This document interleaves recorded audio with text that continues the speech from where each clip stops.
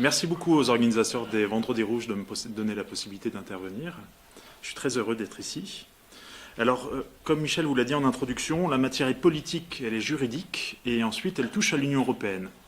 Donc avant de vous parler du Sahara occidental, je voudrais d'abord poser le cadre général. Sur les rapports entre la politique et le droit, je voudrais vous dire deux choses. D'abord, si je suis juriste, je ne sacralise pas la règle de droit. Je sais qu'elle est le produit d'un rapport de force et que la meilleure manière de figer une doctrine, par exemple économique, c'est de l'inscrire dans une règle juridique et qu'à ce moment-là, le droit devient un outil de domination des uns sur les autres. Cela étant dit, je dois dire que des fois, quand je suis avec certains amis dans les milieux de gauche, je vois une certaine défiance par rapport au droit que j'ai du mal à comprendre. Comme vous l'a dit Michel en introduction, le droit a énormément changé. Et depuis une vingtaine d'années, on assiste véritablement à une densification du droit, avec le développement du droit national, le développement du droit européen, la CEDH, l'Union européenne, le droit international. Et donc on a une pluralité de droits. Face à cette pluralité de droits, l'erreur, ça serait de faire comme avant, et de continuer à raisonner dans un cadre national, alors que maintenant on a plusieurs cadres dans lesquels on peut poser nos problèmes. En clair, pour porter une cause politique, il faut jouer sur cette pluralité de droits. Par exemple, et on l'a bien vu quand on s'occupait de la Palestine, on peut voir qu'une cause est minoritaire suivant un système juridique donné, alors qu'elle sera majoritaire si on pose le problème, par exemple, en termes de droit international. Donc tout l'enjeu, ce sera de mobiliser cette pluralité pour créer le rapport de force. À mon sens, le cas du Sahara occidental est un excellent exemple de ce qu'on peut faire avec le droit. Parce que c'était une cause minoritaire, même oubliée. J'imagine que plusieurs parmi vous ne connaissent pas le Sahara occidental, ne savent peut-être même pas où c'est. Et pourtant, grâce à une procédure juridique, on arrive à le ramener sur le devant de la scène, en créant le rapport de force. Ici, je dois rendre un hommage aux dirigeants sahraouis qui nous ont fait confiance. Je dois leur rendre hommage parce que au Sahara occidental, qui vit sous l'occupation du Maroc depuis 40 ans, qui subit les violations du droit international par l'occupant, qui voit l'Union européenne participer à ces violations, il faut quand même avoir un peu d'imagination pour imaginer, pour penser que la solution pourrait venir de la justice européenne. Franchement, entre nous, une des accusations qu'ils auraient pu faire, c'était une analyse systémique en disant l'Union européenne est le produit des États qui avant étaient les anciennes puissances coloniales, et donc cette Cour de justice de l'Union européenne, ce système européen, sera un système colonialiste dont il n'a rien à attendre. Et les dirigeants sahraouis ont rejeté cette lecture, ils nous ont fait confiance, et je dois dire qu'il faut saluer leur intelligence parce qu'ils ont compris qu'une partie de la solution passait par le droit européen. Ici, j'arrive sur le second point. Le politique, si vous voulez, c'est un peu le carburant du juridique. Sans volonté politique, c'est la panne sèche. D'expérience, je peux dire que le problème n'est jamais juridique. On trouve rarement un droit mal fait, une règle juridique peu claire. Par contre, quand le juridique tombe, c'est parce qu'il n'y a pas de véritable volonté politique de l'animer. Et donc c'est par ce manque de volonté politique que des solutions juridiques qui pourraient être mises en œuvre ne le sont pas. J'ai plusieurs exemples que je pourrais vous donner sur des dossiers dans lesquels j'ai travaillé par ailleurs. Je voyais vraiment que la consultation était prête, il n'y avait plus qu'à appuyer sur le bouton, et les dirigeants politiques, pour X raisons, à la fin renoncent. Donc, vraiment, à nouveau, on est extrêmement reconnaissant du mandat qui nous est donné par le Fonds Polisario et des perspectives qu'il ouvre par la suite. Alors, ceci dit, comme vous l'a dit aussi Michel en introduction, le droit maintenant et cette utilisation du droit qu'il faut faire, il faut sortir du cadre qui était effectivement les plaidoiries de rupture qui étaient faites pendant l'Algérie colonialiste, parce que quand on est en Europe, dans un état de droit, avec une Union européenne qui connaît l'état de droit, on peut tirer du droit le meilleur bénéfice en l'exploitant, en acceptant de rentrer dans la technique juridique. En conclusion, à mon sens, maintenant il faut vraiment que les causes militantes s'arment juridiquement, qu'elles acceptent d'investir la technique juridique, parce que le monde des affaires le fait depuis très longtemps, et ça marche, pour escompter des résultats. Alors, évidemment, le juridique ne règle pas tout. Le juridique, c'est simplement une manière de créer le rapport de force politique. Enfin, je voudrais vous dire deux mots sur l'Union européenne. Alors, bien sûr, je ne suis pas béat devant l'Union européenne, je sais bien qu'il y a des choses qui dysfonctionnent. Mais en même temps, quand il y a des choses qui marchent, il faut le souligner. Et le cas du Sahara occidental, On va attendre la décision de la Cour de justice, évidemment, mais pour l'instant, là où on en est, la pratique qu'on a eue avec la Cour, j'allais dire des institutions, non, la Cour, donc le tribunal en première instance, et ensuite la Cour de justice, qui est l'instance de cassation, on a eu des rapports qui étaient excellents, où en tout cas le Polisario était entendu, et la cause du peuple sahraoui aussi. Le même procès devant un juge national aurait été extrêmement compliqué à conduire. D'abord parce que le procès qui était fait par le Front Polisario, là, en substance, il visait à contester un accord international conclu par l'Union européenne. La même chose devant le juge national, ce serait vraiment très très difficile, parce que ça touche aux relations extérieures et véritablement aux prérogatives régaliennes de l'État. Donc le juge a toujours une certaine déférence par rapport à l'exécutif. Concrètement, est-ce qu'il aurait accepté de contrôler cette décision de conclure cet accord-là, alors que derrière il y a de graves violations du droit? C'est pas évident. Est-ce qu'ensuite il aurait su avoir l'indépendance par rapport au pouvoir politique et décider de s'affirmer comme pour l'instant l'ont fait les juridictions européennes? C'est pas évident du tout. Pour parler de mon système juridique que je connais un peu, sur la question du Sahara, un recours devant le juge français aurait été perdant à coup sûr quasiment. Donc cette Union européenne fonctionne bien, en tout cas son système juridictionnel, et donc c'est pour ça qu'il faut l'investir. L'autre élément que je veux vous préciser, c'est qu'en allant devant le juge de l'Union européenne, et là ça fait une nouvelle différence avec le juge national, c'est qu'on savait que la décision qui serait rendue aurait un impact maximal. Alors cet impact, on le mesure, puisque depuis décembre dernier, peut-être vous le savez sans doute, le tribunal de première instance de l'Union européenne a décidé d'annuler partiellement l'accord qui avait été conclu entre le Maroc et l'Union européenne et que le Polisario contestait. Depuis cette date-là, il y a eu des événements de procédure, mais il y a aussi des événements, des faits politiques. Le premier d'abord, c'est qu'il y a une partie des investisseurs qui désinvestissent. Et donc quelques jours, quelques semaines après la décision du tribunal, Total par exemple, qui prospectait au large du Sahara occidental, parce qu'il y a beaucoup de pétrole au large du Sahara occidental, a renoncé à continuer à prospecter là-bas, et donc a décidé de se retirer. Par la suite, chose complètement impensable, les Pays-Bas ont conclu un accord en matière de protection sociale avec le Maroc, grosso modo, qui s'occupait de la manière dont on allait reverser les retraites aux gens qui sont installés au Maroc. Les Pays-Bas ont imposé au Maroc, dans l'accord, une clause excluant le Sahara occidental du champ d'application de l'accord. Et donc, ça, c'est majeur, parce que il y a quelques temps en arrière, on nous aurait dit, mais c'est complètement impossible. Et d'ailleurs, c'était une des défenses de l'Union européenne qui était de dire, mais non, on ne peut rien faire. On subit l'application de l'accord d'association au territoire du Sahara occidental, alors même qu'on défend le droit à l'autodétermination des Sahraouis. Donc, tout ça pour vous dire que la justice européenne, elle est là, elle fonctionne bien, elle a les moyens de fonctionner aussi. Et donc, si on accepte de l'investir de causes militantes, on peut en tirer le plus grand profit. On verra où iront les péripéties du CETA. J'imagine que vous les avez suivies, les dernières. Mais techniquement, et en tout cas ça c'est le point de vue du juriste, je peux vous assurer qu'il y a des recours à faire et qu'il y a des recours qui seraient gagnants à faire. Notamment pour un argument simple parmi d'autres, c'est que le CETA, en permettant aux investisseurs canadiens de venir attaquer les États membres devant une juridiction internationale, alors même qu'ils investissent sur le sol européen, crée une discrimination par rapport aux investisseurs européens. Discrimination que le droit de l'Union européenne prohibe certainement. De même, dans la même ligne d'argument, les juridictions de l'Union européenne sont très attachées à ce qu'on appelle l'interprétation uniforme du droit de l'Union européenne. Et donc, dès qu'il y a un point de droit de l'Union européenne qui est interprété par les juridictions, elle aime bien à la fin avoir le dernier mot pour s'assurer que son édifice est cohérent. Est-ce que son édifice pourra rester cohérent si demain une question de droit européen est déférée à l'arbitre international, sur lesquels on n'a pas de contrôle? Donc, en guise de conclusion de mon cadre, qui était un petit peu long, mais vous me le pardonnerez, ce que je voulais vraiment mettre en avant, c'est qu'il y a cette possibilité maintenant d'investir le droit. C'est une possibilité qui est finalement assez récente, et il faut vraiment s'en saisir. Et l'Union européenne a ses défauts, mais elle a ce système juridictionnel qui fonctionne très bien, avec lequel on peut faire de grandes choses. Et imaginez demain, imaginez quelques temps en arrière, si je vous ai dit que le Front Polisario, représentant du peuple sahraoui, dernière colonie d'Afrique, allait saisir le juge de l'Union européenne pour faire un recours, faire tomber un accord international conclu avec le puissant royaume du Maroc.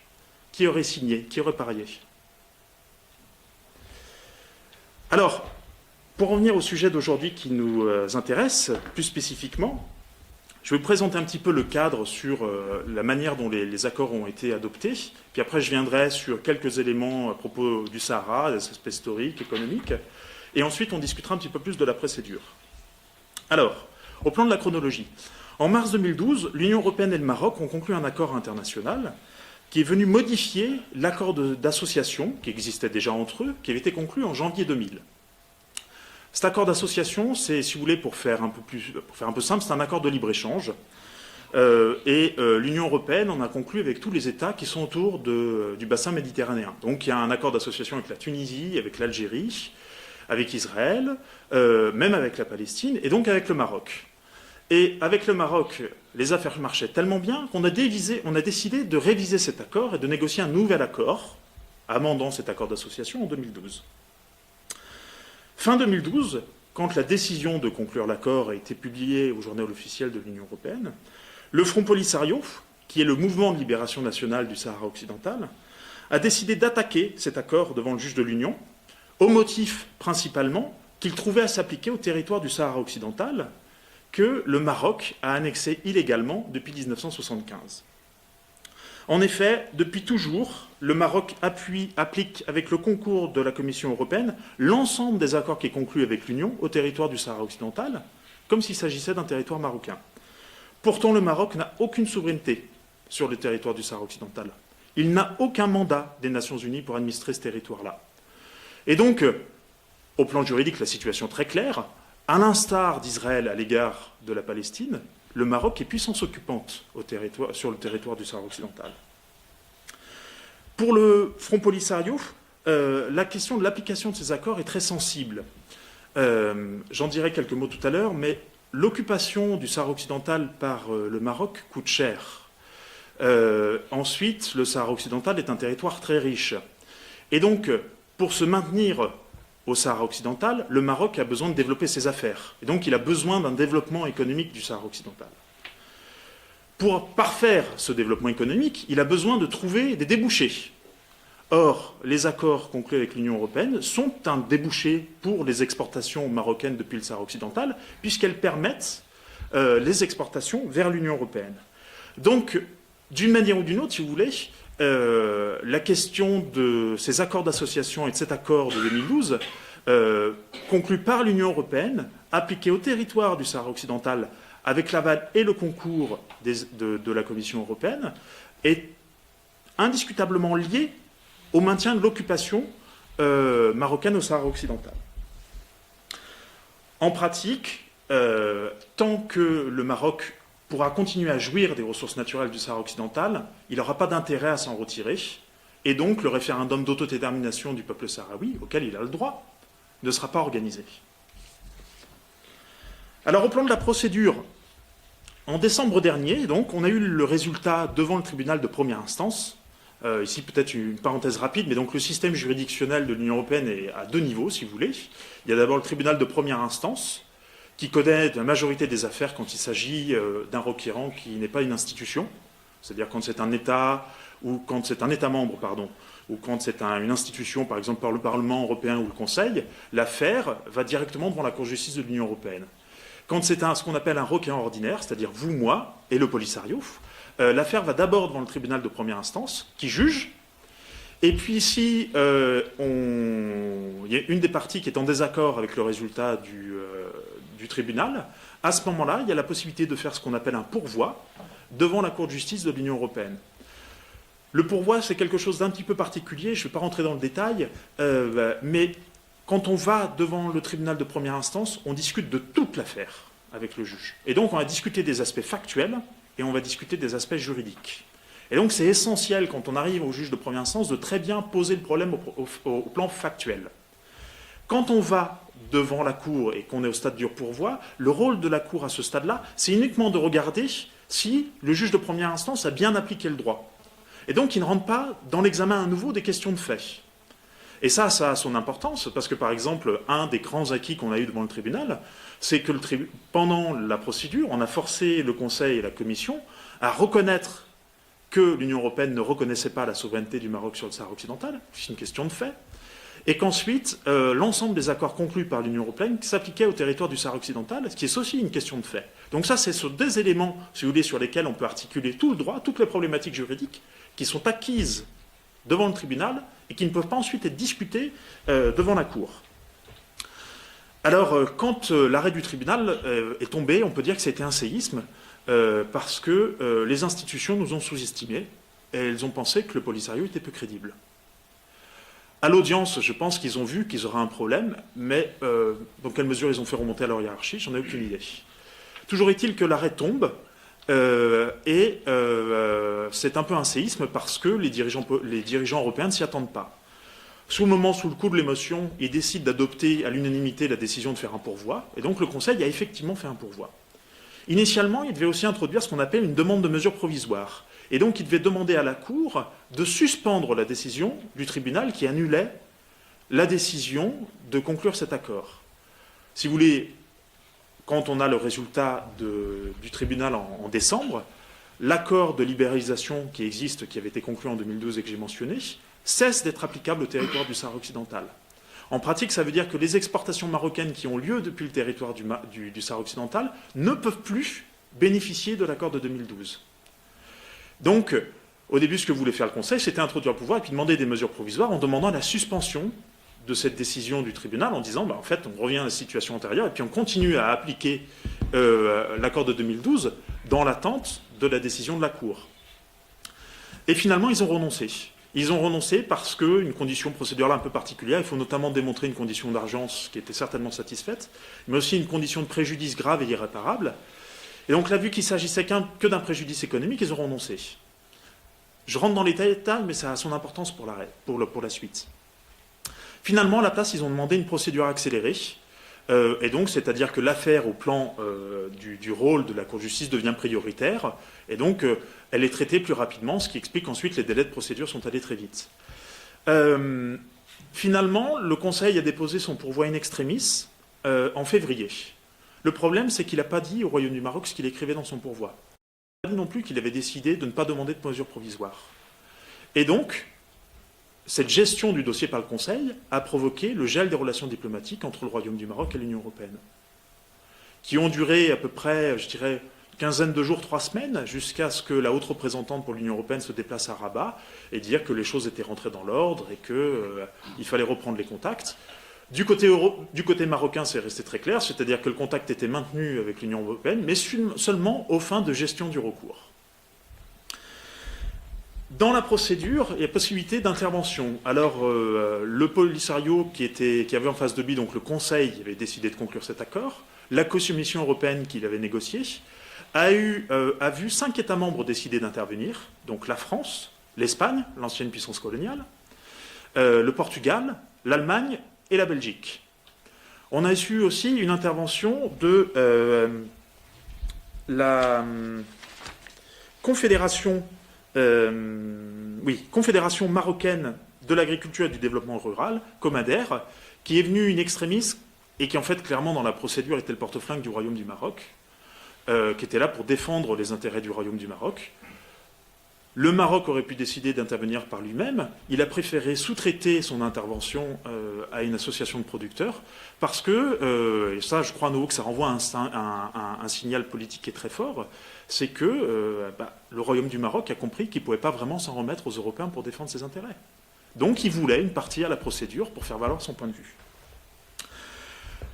Du fait de ce calendrier accéléré en raison de la procédure accélérée, l'audience a été plaidée en juillet dernier devant la grande chambre de la Cour de justice de l'Union européenne. C'est une formation solennelle avec 15 juges. Et c'était une audience que je qualifierais de sportive. Sportive, pas pour le Polisario, qui n'a pas eu une question, mais pour les institutions de l'Union européenne et pour ses États membres, qui ont été assaillis de questions par la Cour. On a demandé à l'Espagne de savoir si elle était toujours puissance administrante ou non du Sahara occidental. On a confronté le Conseil et la Commission en disant « Qu'est-ce qui se passe? Vous appliquez cet accord là-bas, vous le savez, et pourtant vous nous dites que vous ne reconnaissez pas la souveraineté du Maroc. Comment c'est possible ?» Et donc, je peux vous dire que les agents du Conseil et de la Commission et les agents des États membres ont vraiment été mis en grande difficulté. Et du point de vue des Sahraouis, c'était très intéressant à voir parce que ça fait à peu près 25 ans qu'ils discutent de ces affaires avec les institutions de l'Union qui les baladent, en leur sondant des pseudo-théories juridiques qui ont volé en éclats le jour de l'audience. C'est-à-dire qu'ils ont défendu des trucs pendant 25 ans, et en 5 minutes de temps, ça explose devant le juge parce que le juge les coince dans leurs contradictions. Donc, voilà pour l'état de la procédure. Pour l'instant, on attend donc l'arrêt maintenant de la Cour de justice, qui devrait intervenir à mi-novembre, fin décembre. Mais si la Cour arrive à la même conclusion que l'avocat général, c'est-à-dire qu'aucun des accords conclus entre l'Union européenne et le Maroc ne sont applicables au territoire du Sahara occidental, c'est une victoire politique majeure pour le Front Polisario. Parce que ça veut dire la fin des exportations marocaines depuis le Sahara occidental vers l'Union européenne. Et vu que l'Union européenne est le principal importateur de marchandises depuis le Sahara occidental, ça veut dire qu'on ferme le robinet pour l'occupation marocaine. Avec donc de grandes difficultés certainement pour se maintenir par la suite. Voilà pour le résumé de la procédure et des problématiques juridiques. Je vais d'abord faire un petit rappel sur vous donner quelques éléments sur le Sahara occidental en général. Après, sur la problématique du Sahara occidental dans le cadre des relations Union européenne-Maroc. Et ensuite, je discuterai plus rapidement des aspects un petit peu de procédure en vous disant ce qu'a dit le tribunal et ce qu'a dit l'avocat général. Alors, le Sahara occidental, pour vous donner une idée à peu près, c'est 300 000 Sahraouis qui vivent en territoire occupé, mais qui vivent aussi dans le sud de l'Algérie. En 1974, ils étaient 74 000. Le territoire du Sahara occidental, pour vous donner à nouveau une idée, c'est à peu près la taille de la France. D'une manière générale, et ça explique le fait de l'occupation marocaine, le Sahara occidental est un territoire très riche en ressources naturelles. Il a parmi les réserves de phosphate les plus importantes au monde. Il a les eaux les plus poissonneuses d'Afrique. C'est pour ça que c'est très intéressant pour les Européens d'aller y pêcher. Et ensuite, il a du pétrole au large de ses côtes. Alors, au plan de la géographie, je ne sais pas si vous arrivez à voir le petit pointeur rouge. Ici, là, ah, oui, c'est bon. Alors ici, là-haut, c'est Tindouf. Tindouf, ce sont là que sont installés les camps de réfugiés sahraouis qui ont dû fuir au moment de l'invasion du Sahara occidental par le Maroc et la Mauritanie. Et c'est là aussi que le Front Polisario a son siège. Un petit peu plus bas, vous avez l'Aïoun. Alors l'Aïoun, c'était l'ancienne capitale administrative au moment de la colonisation espagnole. Et maintenant, c'est un port de pêche très important. Et c'est aussi un port, je dirais, d'affaires générales, puisque c'est là-bas que prennent place les exportations de phosphate et de pétrole. Au-dessous, vous avez Boujdour, qui est aussi un port de pêche. Et un petit peu plus bas dans le sud, vous avez Darla et sa baie. Alors, à Darla, c'est un lieu de pêche très important. C'est aussi un haut lieu du kitesurf à cause de son exposition au vent. Et donc, pas plus tard que cette semaine, vous aviez un article dans Le Monde qui expliquait ces gens qui vont faire du kitesurf en territoire occupé sahraoui. Je vous recommande sa lecture, elle est très intéressante. Et ensuite, c'est un haut lieu pour l'agriculture et l'aquaculture, puisque à Darla, il y a énormément de plantations de légumes, de tomates, de melons. Et il y a aussi de l'ostréiculture, puisqu'on fait des huîtres à Darla qui sont ensuite exportées vers l'Union européenne. Au travers ici, là, cette ligne rouge que vous voyez, c'est un mur de sable qu'on appelle le Berne. Alors ce mur, il fait 2700 km de long, et c'est l'un des murs les plus longs au monde après la muraille de Chine. Il a été construit dans les années 90 parce que les Sahraouis utilisaient une technique de guérilla qui mettait en difficulté l'armée marocaine, et donc pour bloquer les attaques sahraouis, le Royaume du Maroc a construit ce mur par étapes avec le financement, avec l'aide des États-Unis et de la France. Voilà, donc là vous avez des images du mur pour voir un petit peu comment il est structuré.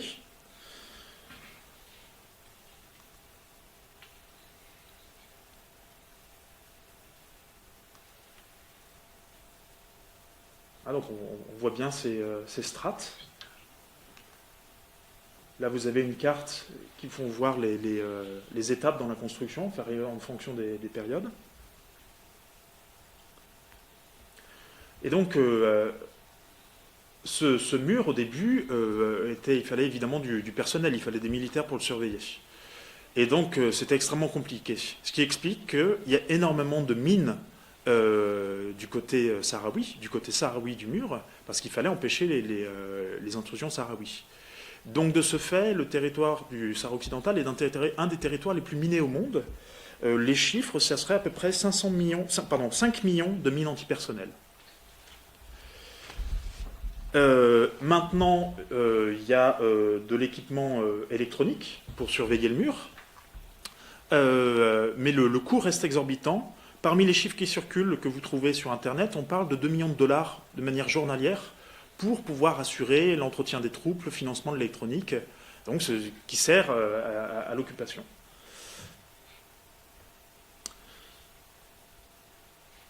Alors,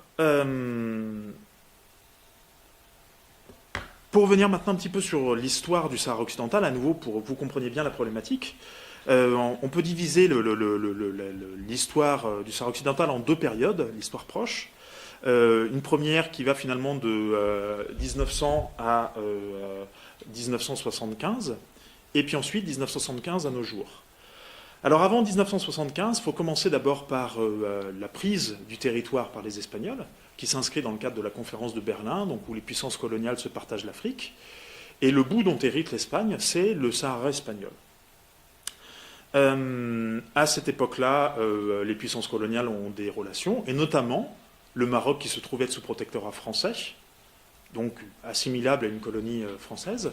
Le territoire du Maroc et le territoire du Sahara occidental sont délimités dès 1900 par des conventions de frontières qui sont toujours en vigueur, conclues entre les deux puissances coloniales d'alors, qui étaient la France et l'Espagne. En 1966, l'Assemblée générale des Nations unies reconnaît le droit à l'autodétermination du peuple sahraoui. Et donc à partir de ce moment-là, c'est très important, le Sahara occidental devient ce qu'on appelle au plan du droit international un territoire non autonome. C'est-à-dire que c'est un territoire qui cesse de relever de la souveraineté de l'Espagne. Au plan du droit international, l'Espagne devient puissance administrante, donc elle a une responsabilité à l'égard du territoire, à l'égard de sa population, mais par exemple, elle ne peut plus disposer du territoire, donc elle ne peut pas en donner un bout au voisin. Elle peut, si elle exploite les ressources naturelles, elle doit le faire en concertation avec le peuple du territoire colonisé.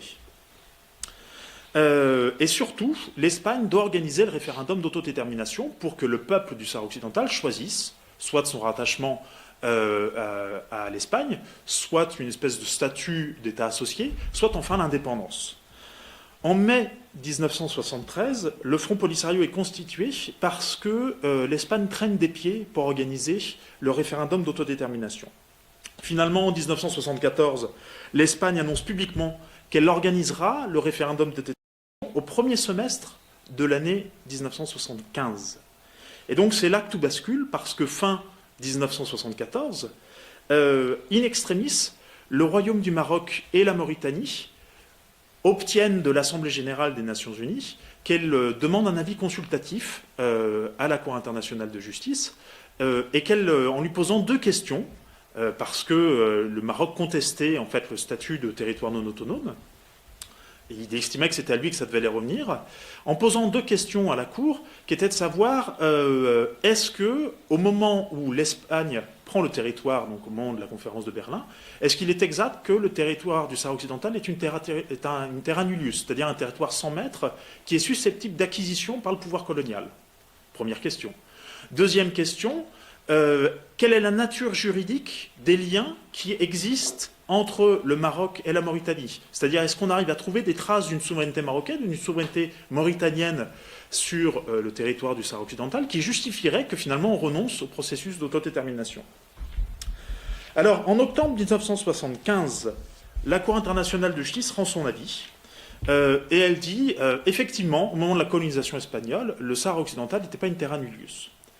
Sur le deuxième point, elle dit, pour autant, s'il existe des liens juridiques entre le Maroc d'une part et entre la Mauritanie d'autre part, ces liens juridiques ne sont pas suffisants pour caractériser une souveraineté territoriale. C'est-à-dire que, comme si vous voulez, le Luxembourg a une certaine proximité avec l'Allemagne, une certaine proximité avec la France, pour autant, cette proximité-là, elle ne caractérise pas une souveraineté allemande ou une souveraineté française sur le Luxembourg. Pour le Sahara occidental, c'est la même chose. Ces liens existent, mais ces liens ne caractérisent pas la souveraineté. Donc, la conclusion de la Cour est très très claire à partir de ce moment-là. Le processus d'autodétermination, le Sahara n'est pas un territoire marocain, il n'est pas un territoire mauritanien, et le processus d'autodétermination qui avait été initié par l'Espagne doit reprendre, et on doit consulter les Sahraouis pour leur demander ce qu'ils veulent. Toutefois, au lendemain de l'avis de la Cour internationale de justice, contre toute attente, le Maroc, qui va devant le juge et qui perd tout, annonce que tout le monde a reconnu sa souveraineté sur le territoire du Sahara occidental. Et donc c'est à ce moment-là que Hassan II prononce son célèbre discours, qui est le discours de la Marche verte, où il explique en substance que la notion de souveraineté, c'est une notion colonialiste, que la Cour a reconnu des liens d'allégeance entre le Maroc et le Sahara occidental, et qu'au sens du droit public musulman, ces liens d'allégeance sont suffisants pour caractériser l'appartenance du Sahara au Maroc. Donc, si vous voulez, c'est invoquer une espèce de théorie des grands espaces, une théorie de droit naturel pour récupérer un territoire qui, en droit, n'appartient pas au Maroc. Et donc, dans le cadre de discours sur la marche verte dans lequel il expose sa technique juridique, qui est vraiment une falsification historique complète, il expose qu'il demande au peuple marocain de marcher sur le Sahara occidental pour récupérer son territoire, ses provinces du Sud, le territoire du Sahara. Et donc, le 5 novembre 1975, malgré les appels du Conseil de sécurité « Stoppez la marche », vous avez 350 000 Marocains qui franchissent la frontière avec le Sahara occidental et qui s'établissent au Sahara. Ici commence la seconde période pour le Sahara occidental, qui est donc la période qui va de 1975 à nos jours. Alors au début, l'Espagne dit je vais défendre le Sahara occidental, je vais défendre ma colonie, et donc je vais exercer mon droit à la légitime défense si le Maroc vient et franchit la frontière. Et puis finalement, au dernier moment, il abandonne le Sahara occidental, il abandonne son peuple, et il laisse le Maroc passer la frontière. Et en novembre 1975, l'Espagne, la Mauritanie et le Maroc adoptent ce qu'on appelle la déclaration tripartite de Madrid, où l'Espagne, alors qu'elle n'en a pas la compétence, décide de transférer sa qualité de puissance administrante au Maroc, à la Mauritanie, pour que ce soit le Maroc et la Mauritanie qui exercent les fonctions et qui décolonisent le territoire du Sahara occidental. Si je devais prendre une image, toute proportion gardée, les accords de Madrid, ce sont un peu les accords de Munich appliqués au territoire du Sahara occidental. C'est-à-dire des souverains étrangers qui décident, dans le déni des droits du peuple, de s'accaparer un territoire qui ne leur appartient pas. Et donc, sur la base des accords tripartites, l'Espagne se retire, le Maroc, la Mauritanie investissent le territoire, le Maroc en récupère les 2/3, la Mauritanie en récupère 1/3, et ils annexent juridiquement les portions qu'ils récupèrent. Donc à partir de ce moment, il est très clair qu'il n'est plus du tout question de décoloniser le Sahara occidental, qu'il n'est plus question que le peuple sahraoui exerce son droit à l'autodétermination. Ce qui se passe à cette époque-là, à nouveau, pour vous donner une image, on peut dire que ce qu'a fait Israël à l'égard de Jérusalem-Est, en décidant la réunification et donc l'annexion de jure de Jérusalem-Est, le Maroc, la Mauritanie, décident de le faire à l'égard de l'ensemble d'un territoire. À ce moment-là, évidemment, les Sahraouis décident de se défendre, et donc on a un conflit armé qui éclate entre le Front Polisario d'une part, soutenu par l'Algérie, et la Mauritanie et le Maroc d'autre part. Alors, en 1975, la Mauritanie, assez affaiblie, finalement, finit par renoncer à ses prétentions territoriales. Elle signe un traité de paix avec le Polisario où elle renonce à ses prétentions territoriales sur le Sahara occidental. Et le Maroc, lui, en réponse, il décide de récupérer la partie délaissée par les Mauritaniens. En 1979 et en 1980, par 2 fois, l'Assemblée générale des Nations unies condamne l'extension par le Maroc de son occupation du Sahara occidental, lui demande de se retirer. Et ensuite, et ça c'est un fait très important dans notre procédure à nouveau, il reconnaît le Front Polisario comme seul et unique représentant du peuple sahraoui. Ça veut dire très concrètement que maintenant, quand il faudra parler de la décolonisation du Sahara occidental à quelqu'un, c'est au Front Polisario qu'il faudra s'adresser. Alors que le Maroc aurait dû décider de se retirer, à la place, il décide de construire le mur, dont vous avez l'image là, pour bloquer, bloquer et essayer de gagner le conflit armé.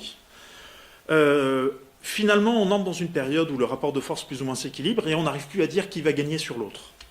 Donc en 1988, le Front Polisario et le Maroc décident de conclure un plan de règlement sous les auspices de l'Organisation de l'Unité africaine, qui est endossé par le Conseil de sécurité en 1991. Ce plan de règlement, il repose sur deux axes. Le premier, d'abord, c'est un accord de cessez-le-feu. Et le deuxième, c'est la tenue du référendum d'autodétermination du Sahara occidental, en donnant deux options au peuple sahraoui, qui doit être consulté. La première, c'est l'indépendance, et la seconde, et là c'est la novation du plan de règlement, c'est le rattachement éventuel au Maroc. Mais donc à partir de ce moment-là, c'est-à-dire ce qu'on sait déjà au moment où les Nations Unies interviennent, ce qui est confirmé par la Cour internationale de justice, et ensuite ce qui ressort encore du plan de règlement, c'est qu'il faut une consultation du peuple sahraoui, qui doit exercer son droit d'autodétermination par voie de référendum pour qu'il décide par lui-même s'il veut le rattachement au territoire du Maroc ou s'il veut l'indépendance. Alors, où on en est depuis? Eh bien, écoutez, pas grand-chose, parce que quand le Maroc a compris que s'il organisait le référendum d'autodétermination, il perdait, il a décidé de tout bloquer. Et donc, dans les années 2000, il y avait tout un processus d'authentification. On a monté des commissions entre les Sahraouis et les Marocains pour déterminer qui aurait le droit de voter, de participer au référendum d'autodétermination. Et donc, quand le Royaume du Maroc a vu que ça allait tourner court, il a décidé de cesser de participer au processus et de renforcer son occupation. Et c'est là que l'exploitation des ressources naturelles devient importante. Alors, à la place du référendum d'autodétermination, ce qu'il propose maintenant, c'est un plan d'autonomie du Sahara à l'intérieur de la souveraineté marocaine. Ce plan, qui est contraire au droit international, parce qu'il revient à avaliser l'annexion complètement illégale qui était faite par le Maroc, est soutenu par quelques puissances européennes, notamment par la France au Conseil de sécurité, et ensuite il est rejeté par d'autres. Et le Polisario, pour lui, s'y oppose. Et des fois, je veux dire, dans la presse, quand je lis par exemple les RFI, je m'amuse, parce que quand le secrétaire général, le nouveau secrétaire général du Front Polisario a été élu, les journalistes des RFI en disant « là là, celui-ci n'est pas commode, il est partisan de la ligne dure, l'autodétermination ». Et la ligne dure, c'est pas c'est simplement le respect du droit. Donc l'autodétermination du Sahara occidental, comme il est convenu, c'est pas du tout la ligne dure. Et donc le Polisario, lui, s'oppose au plan de règlement et il veut qu'il y ait une consultation qui soit organisée. Simplement, son principal problème dans cette perspective-là, c'est que le Maroc est capable d'asseoir son occupation parce qu'il tient le développement économique et il implique les États tiers et l'Union européenne dans son occupation et il leur permet d'une certaine manière d'avaliser sa souveraineté sur le territoire du Sahara. Son objectif, très clairement, c'est en fait de rendre l'annexion complètement irréversible et que les Sahraouis finissent par renoncer. Alors, pour vous dire un petit peu, deux mots maintenant sous le Sahara marocain, ce que le Royaume du Maroc appelle les provinces du Sud. Voilà, alors ça c'est le territoire du Maroc du point de vue marocain. Et donc, très clairement, vous voyez qu'ici, là, il y a un problème, parce qu'il y a une frontière qui a disparu, et que cette portion de territoire-là, qui constitue le territoire du Sahara occidental au plan du droit international, est, du point de vue du droit interne marocain, un territoire marocain. C'est-à-dire que toutes les opérations quotidiennes sont faites en application de la loi marocaine. Quand il y a des affaires qui sont faites, quand il y a des autorisations à obtenir, elles sont obtenues de la part des autorités marocaines, des autorités préfectorales. Et si on compare par exemple avec la situation de la Palestine, les territoires occupés sont gérés, les relations avec les territoires occupés sont gérées par l'intermédiaire du ministère de la Défense et du ministère des Affaires étrangères. Au Sahara occidental, la compétence revient au ministère de l'Intérieur du Maroc. Donc c'est le fait de l'annexion le plus totale.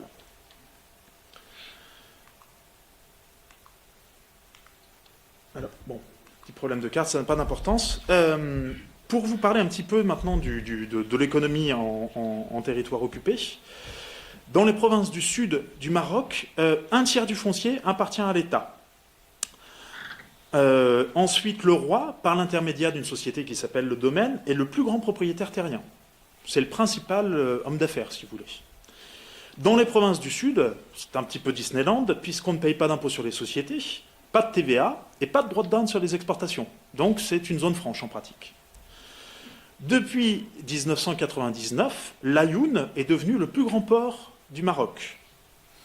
À Darla, donc c'est la baie que je vous ai fait voir tout à l'heure, les exploitations agricoles sont toute la propriété du roi, par le biais de sa société, ou d'investisseurs étrangers, essentiellement français. Aucune des exploitations agricoles n'appartiennent aux Sahraouis.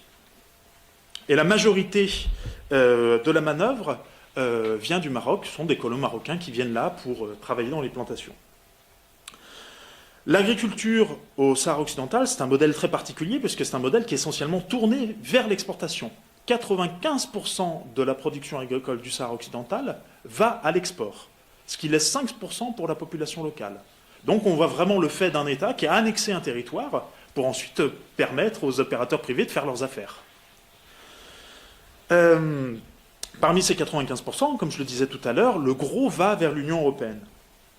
À Darla, évidemment, vous imaginez, on est dans le désert, donc ça ne tombe pas sous bon sens de faire pousser des tomates et des melons. Il se trouve qu'en faisant des inspections, on a trouvé des nappes phréatiques fossiles, et donc les exploitants là-bas puisent très profond pour avoir accès à cette eau, qui sert ensuite à irriguer les plantations. Et puis quand une nappe est épuisée, c'est pas grave, on change et on va se mettre un petit peu plus loin. La problématique, c'est que quand ces nappes disparaîtront, il y aura de gros soucis d'eau potable au Sahara occidental. Et évidemment, ça hypothèque l'avenir des Sahraouis le jour où ils récupéreront leur territoire. L'autre chose aussi, c'est que des fois, quand on discute un petit peu, on nous dit oui, mais finalement, le Royaume du Maroc ne fait rien de méchant, il fait pousser des tomates là-bas, c'est pas grave. Oui, sauf qu'on est dans une ressource qui est renouvelable, l'agriculture, mais qui repose sur un modèle d'exploitation non renouvelable, puisqu'il puise dans des nappes phréatiques qui, elles, ne le sont pas. Les affaires au Sahara occidental sont très bonnes, puisqu'entre 2002 et 2009, la production a augmenté de 2800%. Donc vous avez vraiment derrière un modèle économique d'investissement, qui d'ailleurs se situe dans le cadre du plan de Maroc vert. Je vous ai mis cette photo parce qu'elle est assez intéressante de ce qu'on voit là-bas. Alors donc à Darla, on fait essentiellement pousser des tomates et des melons donc de Charente. Et donc ici, vous avez l'image d'un melon qui vient de Darla. Alors pourquoi est-ce qu'il est intéressant? Parce que d'abord c'est un melon charentais qui vient du Maroc. Moi ça me surprend toujours un peu. Ensuite, Darla, je vous l'ai fait voir sur la carte, c'est implanté en territoire sahraoui, c'est une ville sahraoui. Or ici on nous dit, c'est un produit qui vient du soleil du Maroc. Premier problème. Ici vous avez l'origine, Darla. Et donc ici, vous avez la société Idil, et la société Idil, c'est une des sociétés françaises qui est implantée là-bas. Donc là, vous avez vraiment la preuve du crime. Voilà ce que concrètement ça veut dire l'exploitation des ressources naturelles du Sahara occidental et ensuite leur exportation vers le territoire de l'Union européenne. Et ces melons-là, on les trouve en France, on trouve aussi beaucoup de tomates cerises. C'est exactement la même problématique que pour les produits qui viennent des colonies de peuplement en Cisjordanie occupée, sauf que personne ne le sait. Donc, les opérateurs économiques peuvent continuer à faire leurs petites affaires. Alors, ici, vous avez un exemple d'exploitation sur place, pour que vous voyez un petit peu à quoi ça ressemble. C'est donc une photo du désert située à côté de Darla. Et donc ici, vous avez une première exploitation qui s'implante, pour vous donner un petit peu une idée. Donc ce sont de la culture sous serre, où on donne des nutriments aux tomates pour les faire pousser. Et donc, on fait des grandes exploitations comme ça, et puis quand il n'y a plus d'eau, eh ben, on déplace l'exploitation. Et donc, ça, je peux vous donner des tas d'exemples. Et donc, ces documents-là, ces photos satellites-là ont été produites devant la Cour et elles ont fait un certain effet.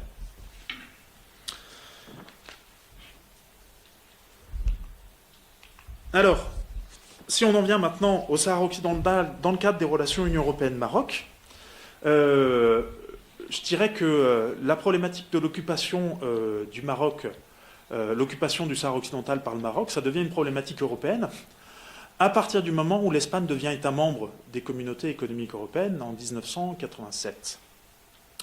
À ce moment-là, le contexte, si vous voulez, c'est donc les accords de Madrid qui sont conclus par l'Espagne, qui décide de se retirer complètement illégalement, et accorde ces accords de Madrid ce qu'on appelle des accords secrets. Parce qu'évidemment, les Espagnols étaient un petit peu gourmands, ils voyaient leur ancienne colonie partir, qu'ils ne voulaient pas défendre. Par contre, ils ont obtenu un deal avec l'occupant marocain et l'occupant mauritanien qui est celui de pouvoir continuer à exploiter les ressources naturelles du Sahara occidental. Et donc, jusque très longtemps, le Royaume d'Espagne a eu des intérêts dans l'exploitation du phosphate sahraoui. Et encore aujourd'hui, le Royaume d'Espagne pêche dans les eaux du Sahara occidental. En pratique, le gros de l'économie dans les îles Canaries, vous verrez, les Canaries sont vraiment situées en face du Sahara occidental, le gros de l'économie tient sur place parce qu'il tient par la pêche, et cette pêche est possible parce que les marins-pêcheurs espagnols vont dans les eaux du Sahara occidental prendre le poisson sahraoui, et ce poisson sahraoui leur est vendu par le Royaume du Maroc qui leur donne des droits de pêche. Alors, ces accords de secret, c'est la problématique en 1987 quand l'Espagne devient État membre de l'Union européenne. Et au moment où l'Espagne adhère, il y a une période de flottement. Et donc à cette époque-là, il y a un choix politique à faire par l'Union, qui serait celui de dire l'Union européenne succède en quelque sorte à l'Espagne pour ses relations économiques extérieures, pour sa politique de pêche, ce qui était le cas à l'époque à l'égard des autres États membres. Mais par contre, il ne reprend pas l'intégralité des accords qui sont conclus par lui, et notamment ne veut pas des accords conclus avec le Maroc, parce que ce sont des accords qui sont illégaux au plan du droit international. La problématique, c'est que derrière, comme je vous l'expliquais, il y a cette économie des Canaries qui dépend de la pêche dans les eaux du Sahara occidental. Et donc l'Union européenne, plutôt que de faire le bon choix, décide de succéder au Royaume d'Espagne dans ses accords à l'égard du Royaume du Maroc, et de continuer les affaires, et donc de continuer aux navires espagnols, maintenant devenus des navires européens, à pêcher dans les eaux du Sahara occidental. Et donc depuis cette époque-là, il y a un jeu très malsain qui se noue entre l'Union européenne et le Maroc, parce que évidemment pour le Maroc, conclure des accords avec l'Union européenne qui sont applicables au territoire du Sahara occidental ou à ses eaux, c'est très pratique, parce que ça veut dire que c'est une manière de maintenir l'occupation, parce qu'il y a la manne financière qui vient avec. C'est une manière aussi de dire aux autres, regardez, l'Union européenne reconnaît qu'on est chez nous. Sinon, ils auraient dit qu'ils ne voulaient pas que l'accord s'applique au territoire du Sahara occidental. Et pour l'Union européenne, c'est une manière d'avoir accès aux ressources naturelles sahraouies. Alors, ça, c'est le premier temps, si vous voulez, des relations Union européenne-Maroc qui sont dans le cadre de la pêche. Et donc, au plan de la pêche, on le voit, quand on discute un petit peu avec les dirigeants, notamment au sein du Parlement européen, il y a vraiment une très très forte dépendance des Européens à la pêche dans les eaux du Sahara occidental.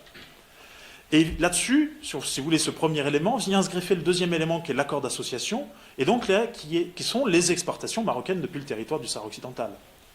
Donc, un accord de libre-échange conclu entre le Maroc et l'Union européenne, qui est applicable à l'égard du Sahara occidental, on se doute bien que les Européens ne vont pas exporter des marchandises vers le territoire du Sahara occidental. Par contre, le Maroc, qui lui a décidé de développer l'agriculture, a décidé de développer la transformation des produits de la pêche au Sahara occidental, il a besoin d'un marché où il exporte. Et donc, l'accord d'association et l'accord de 2012 est très important du point de vue du Maroc, parce qu'il lui offre ses débouchés. Et donc, il y a, si vous voulez, cette relation du tu me tiens, je te tiens, entre l'Union européenne et le Maroc, où le Maroc tient l'Union européenne par la pêche, et ensuite, l'Union européenne rétrocède l'avantage au Maroc en prenant cet accord d'association qui permet les exportations depuis le territoire du Sahara occidental. Alors, évidemment, les Sahraouis ont protesté auprès de l'Union européenne. L'affaire, parce qu'il y a une certaine sensibilité de la société civile de la société civile espagnole sur la question, a aussi été remontée jusqu'au Parlement européen, et donc on trouve beaucoup de questions parlementaires adressées au Conseil, à la Commission, en leur disant « Mais qu'est-ce qui se passe au Sahara occidental? Est-ce que vous savez que le Maroc n'est pas chez lui? Est-ce que vous savez qu'il y applique les accords? Quelle est la position de l'Union européenne ?» Et donc pendant très longtemps, les institutions de l'Union ont été dans le déni, en disant ça c'est une affaire interne au Maroc, on n'a pas à prendre position là-dessus. Et puis ensuite, finalement, on a réussi à les coincer, et on a réussi à démontrer que l'Union européenne savait très bien que les accords s'appliquaient là-bas. Donc, après le déni, vient le moment où les institutions sont obligées de reconnaître le fait, c'est-à-dire que l'ensemble des accords qui sont conclus avec le Maroc, qu'il s'agisse de la pêche, de l'agriculture, sont appliqués au territoire du Sahara occidental. Et ici, l'Union européenne commence à rentrer dans une ambiguïté, un double discours, en disant, bon, on ne va pas dire qu'on reconnaît la souveraineté du Maroc sur le Sahara occidental, ça c'est pas possible. À la place, on va bricoler une théorie, et donc on va soutenir que, tout en reconnaissant le droit à l'autodétermination du peuple sahraoui, droit à l'autodétermination qui doit avoir lieu dans le cadre de négociations entre le Conseil de dans le cadre du Conseil de sécurité, entre le Front Polisario et le Maroc, donc c'est une affaire très compliquée, donner une espèce d'image nébuleuse. L'Union européenne, quand elle permet l'exportation des marchandises marocaines depuis le Sahara occidental, ne viole pas le droit international parce que le Maroc est puissance administrante de facto, pas de jure, parce que ça c'est toujours l'Espagne, de facto du Sahara occidental, et donc en tant que puissance administrante de facto, elle a le droit d'exploiter les ressources naturelles du Sahara occidental, elle a le droit de conclure des accords qui s'appliquent au territoire du Sahara occidental. Alors évidemment, vous l'aurez compris, la théorie de facto c'est du bidon. Au plan du droit international, les catégories juridiques sont très claires. Soit un État est souverain sur un territoire, soit il est puissance administrante, et donc à ce moment-là, il a un mandat qui lui est confié par les Nations Unies, et donc qui est celui de décoloniser le territoire en permettant l'autodétermination. Et dans ce cadre-là, il a tout un tas d'obligations, notamment il a l'interdiction de disposer du territoire, il ne peut pas en donner un bout. Quand il exploite les ressources naturelles, il doit le faire au bénéfice de la population, en consultation avec ses représentants. Donc, le Maroc n'étant ni souverain, la Cour internationale de justice nous le dit, le Maroc n'étant ni puissance administrante, puisque l'Espagne n'avait pas le droit de transférer cette qualité-là, il ne reste qu'une case, qu'une dernière catégorie, c'est celle de puissance occupante.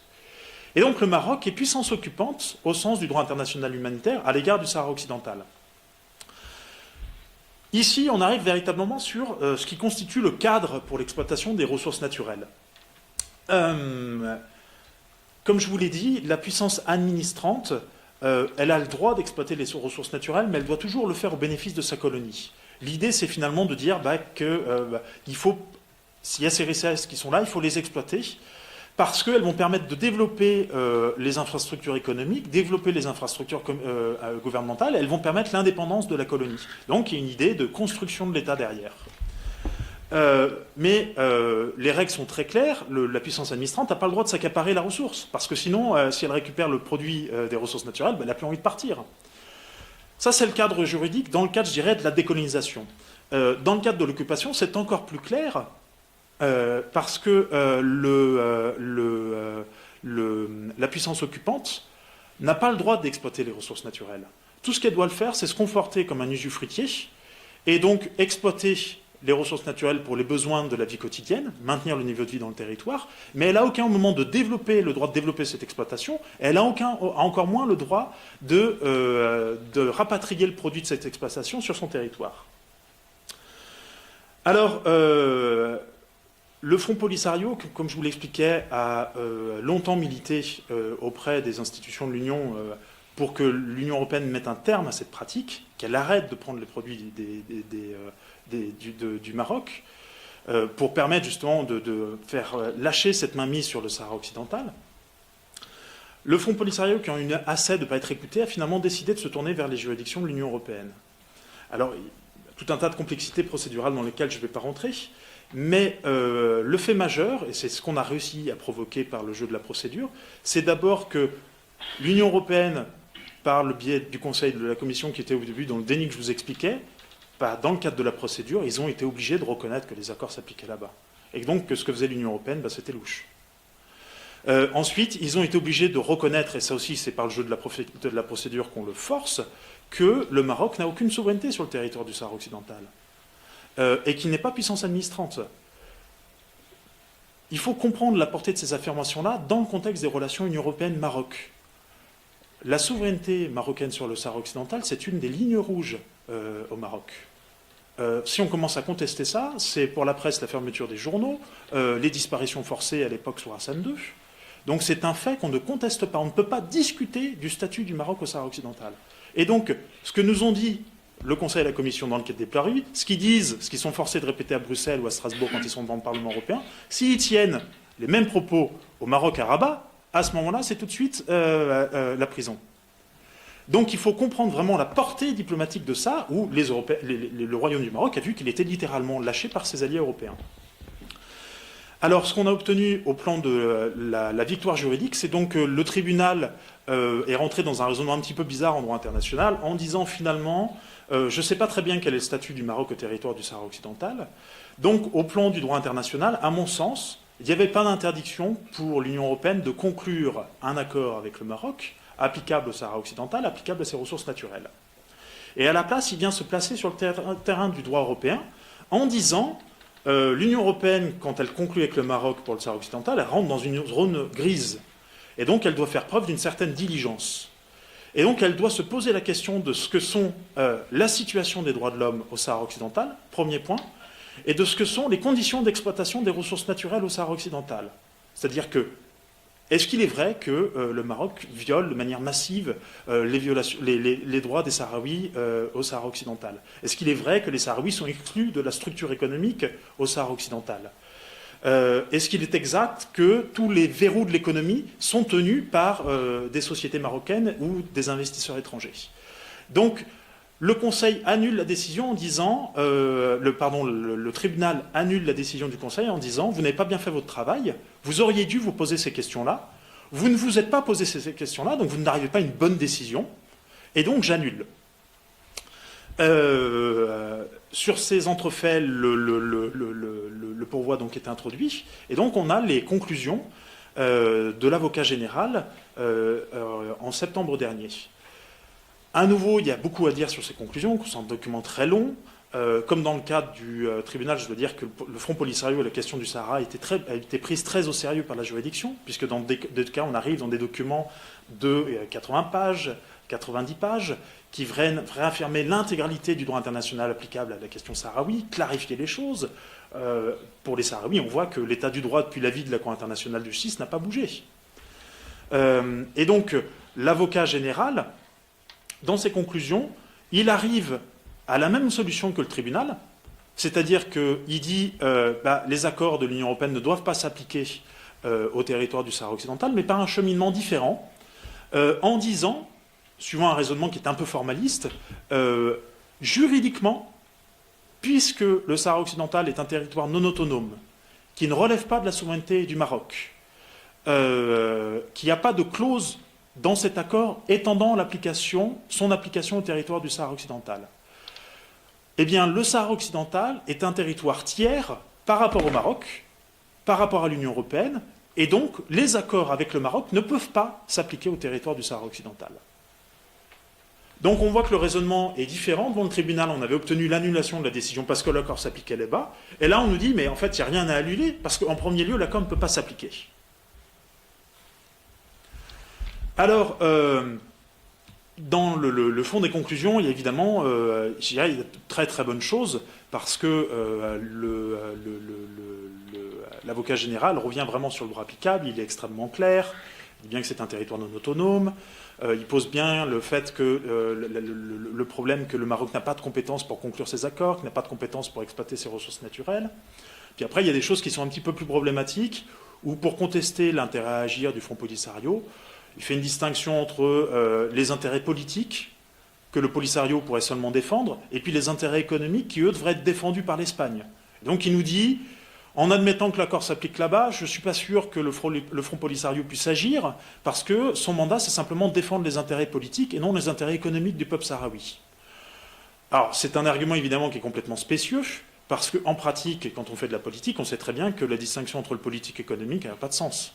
Quand on prend le cas de l'Union européenne, qui est d'abord un projet économique, j'espère bien qu'à la base, il y a un peu de politique quand même, sinon ça ne tient pas. Ensuite, dans le cas de la décolonisation, c'est très clair aussi que le mouvement de libération nationale défend tous les intérêts du peuple colonisé. C'est-à-dire qu'il représente dans l'intégralité de son droit à l'autodétermination, en ce compris ses droits sur ses ressources naturelles. Quand on prend par exemple la décolonisation de l'Algérie, la France et l'Algérie ont négocié des accords sur l'exploitation des ressources naturelles au Sahara. On trouve la même chose en matière économique entre l'OLP, qui a conclu un accord d'association justement avec l'Union européenne. Ce point-là est défavorable. Malgré tout, l'argumentaire présente un intérêt, c'est que pour que la Cour suive l'avocat général sur ce point-là, elle va être obligée de se déterminer sur le statut actuel de l'Espagne. Elle va être obligée de dire que l'Espagne s'est retirée illégalement du Sahara occidental. Donc, pour la Cour à ce stade, on verra bien, mais il n'y a pas de bonne solution. C'est-à-dire que soit elle dit le Polisario est irrecevable, mais pour le dire irrecevable, il faut dire que l'Espagne est toujours puissance administrante, parce que c'est à elle de défendre les intérêts économiques. Et par contre, si on dit que l'Espagne ne fait plus rien depuis 1975, alors il n'y a personne d'autre au monde qui est qualifié juridiquement pour défendre les intérêts du peuple sahraoui. Donc, pour conclure, après j'arrêterai là, on peut dire que à ce stade, et évidemment il faut être toujours réservé, mais on a une réaffirmation très très claire des principes applicables de droit international au Sahara occidental, et ça on l'a provoqué grâce à la procédure. Ça veut dire que demain, même si on a une irrecevabilité, on a une décision du tribunal, on a des conclusions et certainement un arrêt de la Cour qui permettront aux Sahraouis et aux militants de faire exister la cause et de forcer l'Union européenne à réorienter sa politique. Et ensuite, et ça c'est vraiment l'acquis majeur, et c'était à la limite celui pour lequel le Front Polisario initiait la procédure à la base, c'était forcer l'Union européenne à sortir du double discours et à admettre que le Maroc n'a pas de souveraineté sur le territoire du Sahara occidental, que le Maroc n'a pas de mandat pour administrer ce territoire. Voilà, je vous remercie.